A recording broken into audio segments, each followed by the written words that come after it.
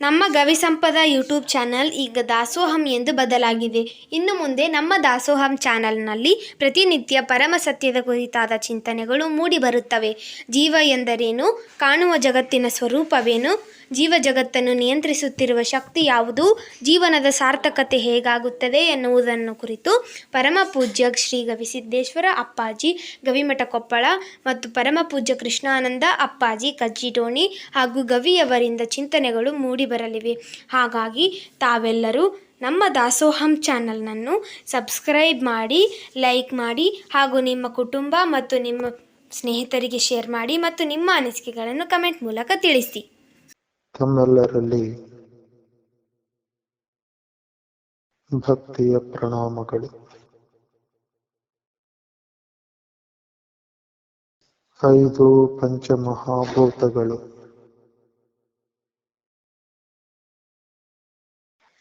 ಆಕಾಶ, ವಾಯು, ಅಗ್ನಿ, ಜಲ, ಪೃಥ್ವಿ.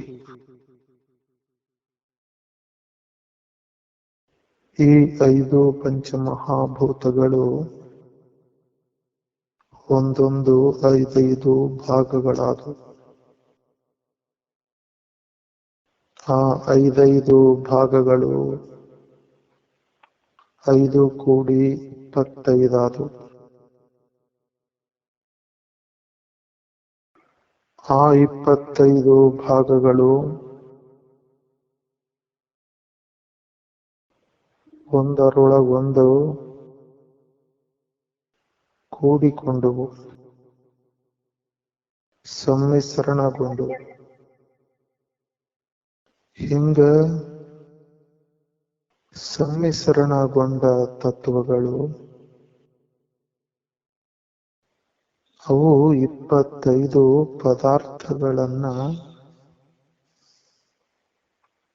ಆ 2 ತತ್ವಗಳ ಸಂಯೋಜನೆಯಿಂದ ಬಂದು ಆ 25 ಪದಾರ್ಥಗಳೇ ಅವು ನಮ್ಮ ದೇಹದಲ್ಲಿ ಇದಾವ.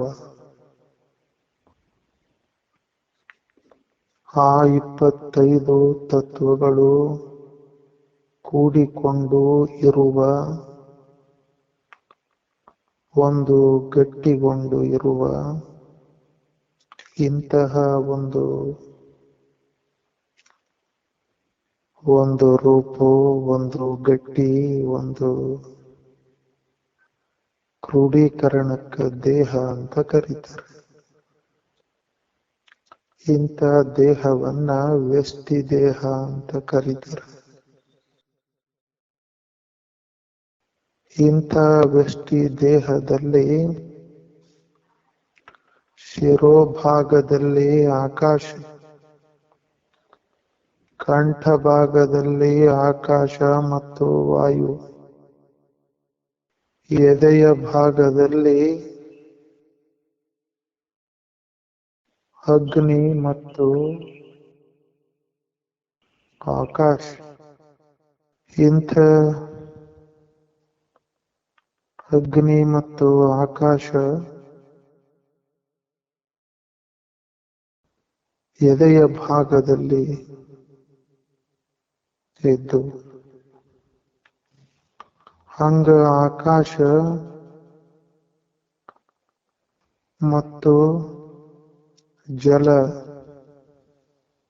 ಈ 2 ಉದರ ಭಾಗದಲ್ಲಿ ಇದ್ದು ಮತ್ತು ಗುದದಲ್ಲಿ ಕಟಿ ದೇಶದಲ್ಲಿ ಆಕಾಶ ಮತ್ತು ಪೃಥ್ವಿ ಕಟಿ ದೇಶದಲ್ಲಿ ಇದ್ದು, ಅಂದ್ರ ಪಂಚಮಹಾಭೂತಗಳು ಹಿಂಗ ತಮ್ಮ ತಮ್ಮ ಸ್ಥಾನಗಳನ್ನ ಇಲ್ಲಿ ಈ ದೇಹದಲ್ಲಿ ಅವು ಕಂಡು ತಮ್ಮ ಸ್ಥಾನವನ್ನ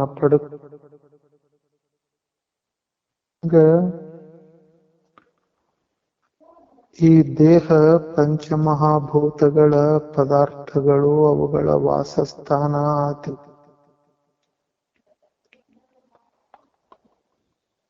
ಹಾಂಗ ಪಂಚಮಹಾಭೂತಗಳು ಅವು ನಮ್ಮಲ್ಲಿ ಪಂಚೀಕೃತಗೊಂಡೂ ಇದ್ದುವು ಮತ್ತು ನಮ್ಮ ದೇಹಕ್ಕೆ ಸಾಧನಗಳಾಗಿ ಇದ್ದುವು.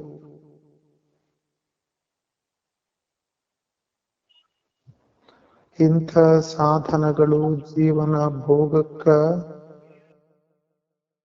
ಅನುಕೂಲ ಆದ. ಹಿಂಗ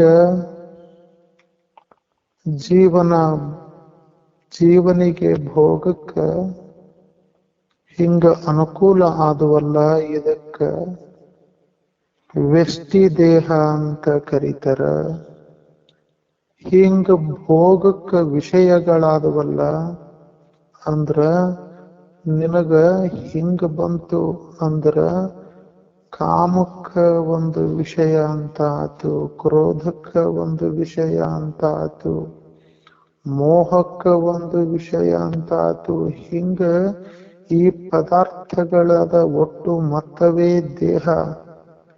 ಇಂಥ ದೇಹದಿಂದ ಇವ ಏನು ಮಾಡಿದ ಅಂದ್ರ ಹಿಂಗ ಈಶ್ವರನ ಸಮಷ್ಟಿಯ ದೇಹವನ್ನ ನೋಡಿ ನೋಡಿ ಅನುಭವಿಸಕಚ್ಚಿದ, ಸುಖ ಪಡಕಚ್ಚಿದ. ಹಿಂಗ ಸುಖ ಪಡಕ ಆತನೇ ಕೊಟ್ಟಂತಹ ಈ ವ್ಯಷ್ಟಿ ದೇಹ ಜೀವನ ಭೋಗಕ್ಕ ಅನುಕೂಲ ಆಯ್ತು. ಇಂಥ ದೇಹದೊಳಗ ಸ್ಥೂಲ ಸೂಕ್ಷ್ಮ ಒಂದರೊಳಗೊಂದು ಬೆರೆತು ಅವು ತಮ್ಮ ಕಾರ್ಯ ಚಟುವಟಿಕೆಯನ್ನ ಮಾಡ್ತವೆ. ಇನ್ನು ಯಾವ ಯಾವ ಪಂಚಮಹಾಭೂತಗಳು ಹೆಂಗ ಕೂಡಿ ಪದಾರ್ಥಗಳನ್ನ ಹುಟ್ಟಿಸಿದವು ಅಂತ ವಿಜ್ಞಾನಿ ಹೇಳ್ಕೊಂತ ಹೋಗ್ತಾನ. ನಾವು ನೋಡಿದ್ವಿ,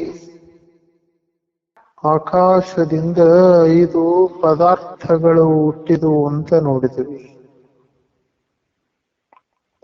ಆ ಪದಾರ್ಥಗಳು ಯಾವ ಯಾವ ಭಾಗದಲ್ಲಿ ಯಾವ ಯಾವ ಪಂಚಮಹಾಭೂತಗಳ ಭಾಗಗಳು ಕೂಡಿಕೊಂಡು ಆ ಪದಾರ್ಥಗಳು ನಮ್ಮಲ್ಲಿ ಆದುವಂತ ಈಗ ನೋಡಾಕತ್ತೀವಿ. ಆಕಾಶ ಏನು ಇತ್ತು ಅಂತ ಆಕಾಶದಿಂದ 5 ಪದಾರ್ಥಗಳು ಬಂದುವು. ಅಂಥ 5 ಪದಾರ್ಥಗಳು ನಮ್ಮಲ್ಲಿ ಕಾಮ, ಕ್ರೋಧ, ಶೋಕ, ಮೋಹ, ಭಯ. ಈ 5 ನಮ್ಮ ಎಲ್ಲ ಸಾಧನಗಳಾದವು. ಹೆಂಗ ಸಾಧನಗಳಾದವು ಅಂದ್ರ ನೋಡು, ಆಕಾಶ 5 ಭಾಗ ಆಗಿತ್ತು. ಒಂದು ಪೂರ್ಣ ವೃತ್ತ, ಒಂದು 100ರಷ್ಟು ಒಂದು ದುಂಡಾಕೃತಿ, ಹಿಂಗ 2 ಗೋಳಾಗಿತ್ತು. ಒಂದು ಮುಖ್ಯ ಭಾಗ, ಇನ್ನೊಂದು ಆ ಅರ್ಧದ ಮುಖ್ಯ ಭಾಗದಲ್ಲಿ 4 ಭಾಗಗಳಾಗಿದ್ದುವು. ಆ 4 ಭಾಗಗಳು ಹಿಂಗ ಒಂದರೊಳಗೊಂದು ಸೇರಿಕೊಂಡಾಗ ಅವು ಬೇರೆ ಬೇರೆ ರೂಪವನ್ನ ತಾಳಿದುವು. ಆಕಾಶದ ಮುಖ್ಯ ಭಾಗ ನಮ್ಮ ಶಿರೋಭಾಗದಲ್ಲಿ ಇತ್ತು. ಅಂತ ಆಕಾಶದ ಮುಖ್ಯ ಭಾಗ ನಮಗ ಶೋಕ ಆಗಿ ಮಾರ್ಪಟ್ಟಿತ್ತು. ನಮಗ ಶೋಕ ಏನ ಅದೇ ಅದು ಆಕಾಶದಿಂದ ಜನ್ಯ ಆದದ್ದು. ಯಾಕ ಅದು ಆಕಾಶದಿಂದನ ಜನ್ಯ ಆಗೈತಿ ಅಂತ ನಮಗ ಗೊತ್ತಾಗದ ಹೆಂಗೋ ಅಂದ್ರ ಆಕಾಶದ ಗುಣಗಳನ್ನ, ಅದು ಅದರ ಅಂಶಗಳನ್ನ ಹೊತ್ತ ಬಂದಿರತೈತಿ. ನೋಡಿ, ಆಕಾಶ ಭೂಮಿಯನ್ನ ಹೆಂಗ ಮುಚ್ಚಾಕೈತಿ. ನೀವು ಸುತ್ತಮುತ್ತಲು ನೋಡಿ, ಆಕಾಶ ಮುಚ್ಚಾಕೈತೆ ಭೂಮಿಯನ್ನ ಅನ್ನುವಂಗ ಕಾಣತೈತಿ, ಆದ್ರ ಮುಚ್ಚಾಕಿಲ್ಲ. ಆದ್ರ ಶೋಕ ನನಗಂತ ಭಾವೋತ್ಪತ್ತಿಯನ್ನ ಮಾಡ್ತೈತಿ. ನನಗ ಶೋಕದಿಂದ ಏನ್ ಅನ್ನಿಸ್ತೈತಿ ಅಂದ್ರ, ನನ್ನನ್ನ ಯಾವುದೋ ಒಂದು ನನ್ನ ಪ್ರಜ್ಞೆಯನ್ನ ಮುಚ್ಚಾಕೈತಿ ಅಂತ ಅನ್ನಿಸ್ತೈತಿ. ಹೆಂಗ ಆಕಾಶ ಬರಿದಾಗೈತಿ, ಹಂಗ ಶೋಕ ಬಂತು ಅಂದ್ರ ಎಲ್ಲ ಬರಿದಾತೈತಿ. ನನ್ನ ಹತ್ರ ಅನುಭವ ಉಂಟಾತೈತಿ. ಏನಿದ್ರೆ ಏನಿಲ್ಲ, ಎಲ್ಲ ಇಲ್ಲಲ್ಲ, ವ್ಯರ್ಥ ಅಂತ ಭಾವ ಉಂಟಾತೈತಿ. ಎದಕ್ಕ ಅಂದ್ರ ಅದು ಶೋಕ. ಇಂಥ ಶೋಕ ಇದು ಶುದ್ಧವಾದ ಆಕಾಶದ ಮುಖ್ಯ ಭಾಗದಿಂದ ನಮಗ ದೊರಕ್ಯದ. ಇದು ಇಂಥ ಶೋಕ ನಮಗ ಒಂದು ಶೂನ್ಯತೆಯನ್ನ ಉಂಟು ಮಾಡುತ್ತದೆ. ಯಾವಾಗ ನಮಗ ಶೂನ್ಯತೆ ಹುಟ್ಟುತ್ತದೆ, ಶೂನ್ಯತೆ ನಮಗ ಅದು ಬರ್ತದೆ, ಅವಾಗ ದೇಹ ಎಲ್ಲ ಬರಿದು ನಮಗ ಮುಂದಿದ್ರ ಯಾವುದ್ರ ಬಗ್ಗೆ ಏನೂ ಪ್ರಜ್ಞೆ ಇಲ್ಲ, ಯಾವುದ್ರ ಬಗ್ಗೆ ರುಚಿಸ್ತಾ ಇಲ್ಲ, ಯಾವುದನ್ನು ನಾನ್ ನೋಡ್ತಾ ಇಲ್ಲ, ನೋಡಿದ್ರು ಏನೂ ತಿಳಿತಾ ಇಲ್ಲ. ಶೋಕ ಇರದೇ ಇದ್ದಾಗ ಎಲ್ಲದೂ ವೈಭವೋಪಿತವಾಗಿ ಕಂಡ ಜಗತ್ತು ಶೋಕ ಆವರಿಸ್ತೀವ್ ಅಂದ್ರ ತನ್ನ ಬಣ್ಣವನ್ನ ಕಳ್ಕಂತೈತಿ. ಏನೂ ವೈಭವ ಇಲ್ಲ. ಹಿಂಗ ಗಂಡ ಹೆಂಡತಿ ಒಂದ ಮಗು ದೊಡ್ಡ ಹುದ್ದೆಯಲ್ಲಿ ಬೆಳೆಸಿದ್ರು, ಬೆಳೆದಿತ್ತು, ಒಂದು ದಿನ ಅಕಾಲಿಕವಾಗಿ ಹೋತು ಅಂದ್ರ ಹಿಂಗ ಆ ಬಯಕೆ ಅಂದ್ರ ಇರ್ಬೇಕನ್ನುವ ದುಃಖ, ಇರ್ಬೇಕನ್ನುವ ಬಯಕೆ ಯಾವಾಗ ಈ ವಿಶ್ವ ನಿಯಮ ನಿಮ್ಮಿಂದ ಕಸಗಂತೋ, ನಿಮ್ಮ ಬಯಕೆಯನ್ನ ಛಿದ್ರಗೊಳಿಸ್ತೋ, ಅವಾಗ ದುಃಖ ಆತೈತಿ. ಆ ದುಃಖವನ್ನ ನೆನೆದು ನೋಡಿ ನೆನೆಸಂಡು ಹೋಗುವಂಥದ್ದು ಶೋಕ ಅಂತ ಅನಿಸಂತೈತಿ. ಅಂತ ಶೋಕ ಒಂದ್ ಸಲ ಆವರಿಸ್ತೀವ್ ಅಂದ್ರ ನಿನಗ ಕೋಟಿ ಐತಿ, ಎಲ್ಲಾ ಬಂಧು ಬಳಗ ಅದ್ಯಾರ, ಆದ್ರ ನಿನ್ನ ತಲೆ ಓಡುವಲ್ದು, ನಿನ್ನ ಬುದ್ಧಿ ಪ್ರಕಾಶಿಸುವಲ್ದು, ನಿನ್ನ ಮನ ವಿಚಾರ ಮಾಡುವಲ್ದು, ಎಲ್ಲವನ್ನ ಅದು ಮುಚ್ಚಾಕೈತಿ. ಹೆಂಗ ಮುಚ್ಚಾಕೈತಿ ಅಂದ್ರ, ನಿಂತ ನೋಡಿದ್ರ ಭೂಮಿನ ಹೆಂಗ ಮುಚ್ಚಾಕೈತಿ ಹಂಗ ನಿನ್ನ ಮುಚ್ಚಾಕೈತಿ. ಇದು ಆಕಾಶದ ಆಕಾಶದಿಂದ ಹುಟ್ಟಿದ ಪದಾರ್ಥ ಇದು. ಇಂಥ ಶೋಕ ಇನ್ನೊಂದು ರೀತಿಯಲ್ಲಿ ಆಕಾಶ ಕೆಲಸ ಮಾಡ್ತದೆ ನೋಡಿ. ಹಿಂಗ ಮನುಷ್ಯ ಲೋಭಿ ಆತನ. ಮನುಷ್ಯ ನನಗ ಅದು ಬೇಕು, ನನಗಿದು ಬೇಕು, ವಸ್ತುಗಳನ್ನ ಗಳಿಸಿ ಒಟ್ಟತನ. ಹೆಂಗ ಮನುಷ್ಯ ತನ್ನ ಇಡೀ ಜೀವನವಿಡೀ ಎಷ್ಟು ಗಳಿಸಿ ಒಟ್ಟಿದ್ರು ಕೂಡ ಆತ ಲೋಭಿಯಾಗಿಯೇ ಉಳಿತನ.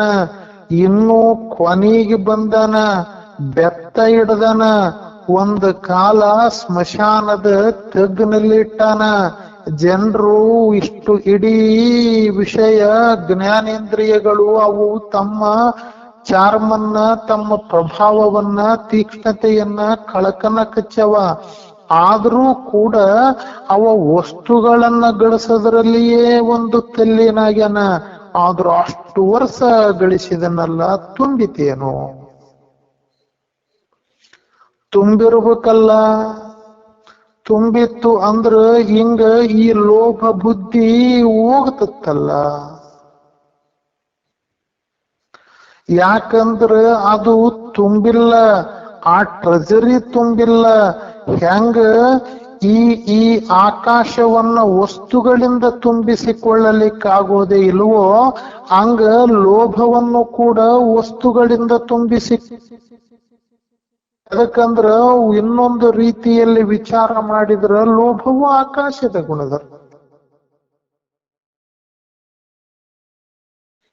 ಹಂಗ ಮುಂದ ಬಂದ ಹಿಂಗ ಒಂದೊಂದು ತತ್ವಗಳ ಸಮ್ಮಿಲನ ಹಿಂಗ ಕ್ರೋಢೀಕರಣ ಪಂಚೀಕೃತಗೊಂಡು ಒಂದೊಂದು ಪದಾರ್ಥಗಳನ್ನ ನಮ್ಮ ದೇಹದಲ್ಲಿ ಇಟ್ಟುವು. ಅವು ಹಿಂಗ ಕೆಲಸ ಮಾಡಾಕ. ಇನ್ನೊಂದು ಕಾಮ. ಏನ್ ಅದ್ಭುತ ಕಾಮ! ಅದು ಎರಡು ಗುಣಗಳನ್ನ ಹೊಂದೈತಿ. ಒಂದು ಕಡೆ ಆಕಾಶದ ಗುಣವನ್ನು ಹೊಂದೈತಿ, ಇನ್ನೊಂದು ಕಡೆ ವಾಯುವಿನ ಗುಣವನ್ನು ಹೊಂದೈತಿ. ಹಿಂಗ ಕಾಮ ಅದು ಆಕಾಶ ಮತ್ತು ವಾಯುವಿನ ಸಂಯೋಗದಿಂದ ಅದು ನಮಗ ಲಭಿಸೈತಿ. ಆ ಪದಾರ್ಥ ಹಿಂಗ ಕೆಲಸ ಮಾಡ್ತೈತಲ್ಲ. ಕಾಮ ಅಂದ್ರೆ ಏನು ಅಲ್ಲ, ಭೋಗಿಸಬೇಕು ಅನ್ನುವ ಇಚ್ಛೆ ಕಾಮ. ಹಿಂಗ ಆ ವಸ್ತು ಪಡಿಬೇಕು, ಅದನ್ನ ಭೋಗಿಸಬೇಕು ಅಂದ್ರ ಹಿಂಗ ಹೋದ್ರ ಅಲ್ಲಿ ಅಂಗಡಿಯಾಗ ಒಂದು ಬಾಟಲ್ ಐತಿ. ಆ ಬಾಟಲ್ ನಲ್ಲಿ ಒಂದಿಷ್ಟು ಬಣ್ಣದ ನೀರ್ ಐತಿ. ಆ ನೀರನ್ನ ಕುಡಿದು ನಾ ಸಂತೋಷ ಪಡ್ಬೇಕು ಅಂತ ಇಚ್ಛೆ ಉಂಟಾತೈತಿಲ್ಲ, ಇಂಥ ಇಚ್ಛೆಗೆ ಕಾಮ ಅಂತ ಕರೀತಾರೆ. ಅದು ಬೇಕು ಅಂತ ಅವ ಭಾವಿಸ್ತಾನ. ಹೆಂಗ ಭಾವಿಸ್ತಾನ? ಏನು ಎಂದರ ಕಾಮ ಹಿಂಗ ಇಚ್ಛೆ ಬಗೆಹರಿದೈತೇನೋ, ಕಾಮ ಸಂತೃಪ್ತಿಗೊಂಡೈತೇನೋ? ಇಲ್ಲ, ಅದು ಸಂತೃಪ್ತಿಗೊಂಡಿಲ್ಲ ಅನ್ನೋದರ ಅರ್ಥ ಅದು ಆಕಾಶ ಇದ್ದಂಗೈತಿ. ಅದನ್ನ ತುಂಬಿಸಲಿಕ್ಕಾಗೋದಿಲ್ಲ. ಮತ್ತೆ ಇನ್ನು ಸುಮ್ಮನೆರ ಕುಂತೈತೇನ? ಇಲ್ಲ, ವಾಯುವಿನಂತೆ ಒಂದರಿಂದ ಒಂದಕ್ಕೆ ಹೋತೈತಿ. ಏನು ಊಟಕ್ಕಿಲ್ಲ, ಅನ್ನ ಬೇಡತೈತಿ. ಅನ್ನ ಸಿಕ್ತು, ಹಂಗೋ ಹಿಂಗೋ ಹೆಂಗ ಮಾಡಿ ಅನ್ನವನ್ನ ಹಿಡಿತು, ಸಂತೃಪ್ತಿಗೊಂಡಿತು ಅನ್ನುವಾಗ ಬಟ್ಟಿ ಕೇಳ್ತೈತಿ. ಬಟ್ಟಿ ಬಂತು, ಅದರ ಮುಗಿತು ಅಂದಾಗ ಒಂದು ಮದುವೆ ಆಗ್ಬೇಕಂತೈತಿ. ಯಾರೋ ಗುರು ಹಿರಿಯರು ಕೂಡಿ ಅದನ್ನೂ ಮಾಡಿದ್ರು ಅಂತ ನಾವು ಭಾವಿಸಿದ್ರು ಕೂಡ ಆದದ್ದಕ್ಕ ಒಂದು ಸ್ವಲ್ಪ ಒಂದು ಹೊನ್ನರ ತರಬೇಕಲ್ಲಂತ ಅಪೇಕ್ಷೆ ಪಡ್ತೈತಲ್ಲ. ಹೋಗ್ಲಿ, ಅದು ಭಗವತ್ ಕೃಪೆಯಿಂದ ಹೊನ್ನು ಒಂದಿಷ್ಟ ಆಯ್ತು ಅಂತ ಇಟ್ಗ. ಪುತ್ರ ಕೇಳ್ತೈತಿ. ಪುತ್ರ ಆದ ಮೇಲೆ ಇಡೀ ಸಂಸಾರವನ್ನ ಹಿಂಗ ಸರಿದೂಗ್ಸಕ ಒಂದಿಷ್ಟು ಮಣ್ಣ ಕೇಳ್ತೈತಿ. ಮಣ್ಣು ಆಯ್ತು ಅಂತ ಭಾವಿಸಿ ಬಿಡೋಣ. ಮಣ್ಣಾದ ನಂತರ ಒಂದಿಷ್ಟು ನಾ ಅದಿನೆಂತ ಜಗತ್ತಿಗರ ಗೊತ್ತಾಗಬೇಕಲ್ಲ, ಒಂದಿಷ್ಟು ಅಧಿಕಾರ ಬೇಕಲ್ಲ ಅಂತ. ಹೆಂಗ ಕಾಮ ತನ್ನ ಕೇಂದ್ರಗಳನ್ನ ಬದಲಿ ಮಾಡ್ತಾ ಹೋಯ್ತು. ಹೆಂಗ ಒಂದರಿಂದ ಒಂದಕ್ಕ ಹಾರಿಕೆಂತ ಹೋಯ್ತು. ಏನನ್ನೂ ನೋಡಲಿಲ್ಲ, ಹಿಂಗ ಬೀಸಿ ಬೀಸಿ ಹೋಗಿ ಬಿಡ್ತು. ಹೊಸ ಹೊಸದನ್ನ ಬಯಸ್ತು. ಇದು ಕಾಮ. ಹಿಂಗ ಅದಕ್ಕ ಚಲನಾ ಗುಣ ಐತಿ. ಗುಣ ಇದ್ದದಕ್ಕ ಅದು ವಾಯುವಿನ ಗುಣವನ್ನ ಹೊಂದೈತಿ. ಹಂಗ ಕ್ರೋಧ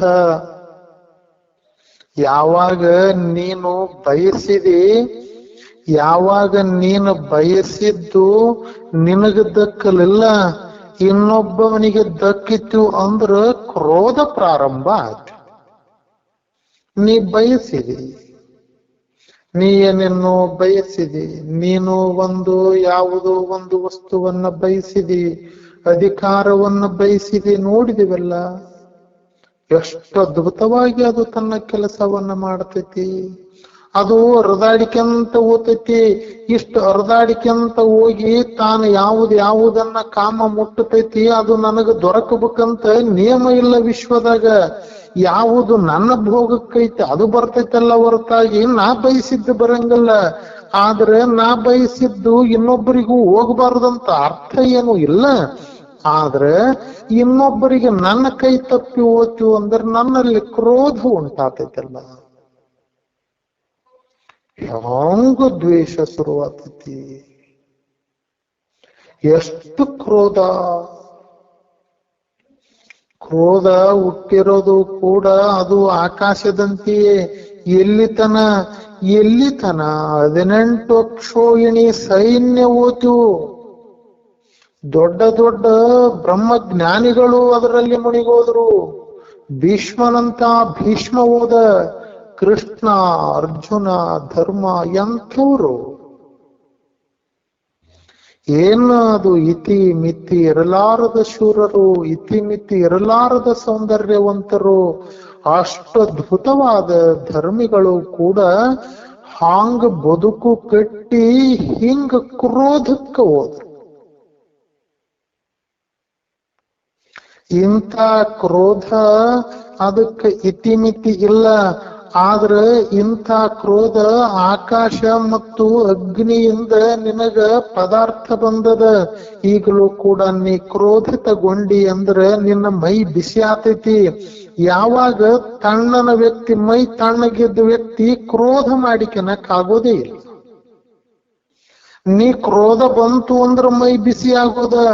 ಅಷ್ಟ್ಯಾಕೆ ಬಿಸಿಯಾಗಿ ಅಂತ ಮನ್ಯಾಗ ಯಾವಾಗಾರ ಅಂತಿರ್ತಾರಲ್ಲ, ಅಷ್ಟ್ಯಾಕೆ ಬಿಸಿ ಮಾಡಿಕೊಂಡಿತ್ತೇಲಿ ನೀನು. ಹಂಗ ಕ್ರೋಧ ಮೈ ಕಣ್ಣಿನಲ್ಲಿ ಕಿಡಿ ಆರ್ತಿರ್ತಾವ, ಮೂಗು ಕೆಂಪೇರಿರ್ತೈತಿ, ಇಡೀ ದೇಹ ಕಂಪಿಸ್ತಿರ್ತೈತಿ. ಏನು ಅದ್ಭುತ ಅದರ ಕ್ರೋಧ. ಏನು ಮಾತುಗಳು ಇಷ್ಟು ವೈಖರಿಯಿಂದ ಕೂಡಿರ್ತಾವಲ್ಲ, ಅಷ್ಟು ಸಿಟ್ಟಿನಿಂದ ಇನ್ನ ಬೆಂಕಿನ ಉಗುಳ್ತಾ ನಮ್ಮಂಗ ಆಗಿರ್ತಾನ. ಇಡೀ ದೇಹ ಬೆಂಕಿ ಆಗಿರುತ್ತೆ. ಅದು ಕ್ರೋಧ. ಇನ್ನೊಂದು ಮೋಹ. ಎಂಥ ಮೋಹ ಅಂದ್ರ ಇದು ಆಕಾಶ ಮತ್ತು ಜಲದಿಂದ ಕೂಡಿ ಮೋಹ ಬಂದದ. ಇದು ಕೂಡ ಜಲ ಇದ್ದಂಗ ಐತಿ ಮೋಹ, ಮತ್ತು ಆಕಾಶ ಇದ್ದಂಗೂ ಐತಿ. ಯಾಕಂದ್ರೆ ಎರಡರ ಸಂಯೋಗದಲ್ಲಿ ಐತಿ. ಮೋಹವು ಕೂಡ ಹಿಂಗ ನಿರಾಕಾರ ಐತಿ ಅಂದ್ರ ಕಣ್ಣಿಗೆ ಕಾಣಂಗಿಲ್ಲ. ಹೆಂಗ ಕೆಲಸ ಮಾಡತೈತಿ ಮೋಹ ಅಂದ್ರ ನೋಡು, ಶಿಷ್ಯನೇ ಹೆಂಗ ಕೆಲಸ ಮಾಡ್ತೈತಿ ಅಂದ್ರ ಹೆಂಗ ನೀರಿನ ಬಿಂದು ಹಿಂಗ ನೆಲಕ್ಕೆ ಬಿತ್ತು ಅಂತ ಭಾವಿಸಿ ಸುಮ್ಮನೆ ಕಲ್ಪನಾ ಮಾಡಿ. ಹಿಂಗ ನೀರಿನ ಬಿಂದು ನೆಲಕ್ಕೆ ಬಿತ್ತು ಅಂದ್ರ ತನ್ನ ಸುತ್ತ ಹರಡತೈತಿ. ಅದು ಹಿಂಗ ಸುತ್ತ ಹಬ್ಬತೈತಿ. ಯಾವಾಗ ನಿನ್ನ ಮೋಹದ ಬೀಜ ಒಂದು ಕಡೆ ಬಿತ್ತು ಅಂತ ಭಾವಿಸು. ಹಿಂಗ ಇದು ನಂದು ಅಂತ ಅಂದಿ ಅನಕ, ಹಿಂಗ ನಾನು ಇದು ನಂದು ಅಂತ ಹಿಂಗ ಭಾವವನ್ನ ನೀವು ಹೊಂದಿದಿ ಅಂತ ಭಾವಿಸು.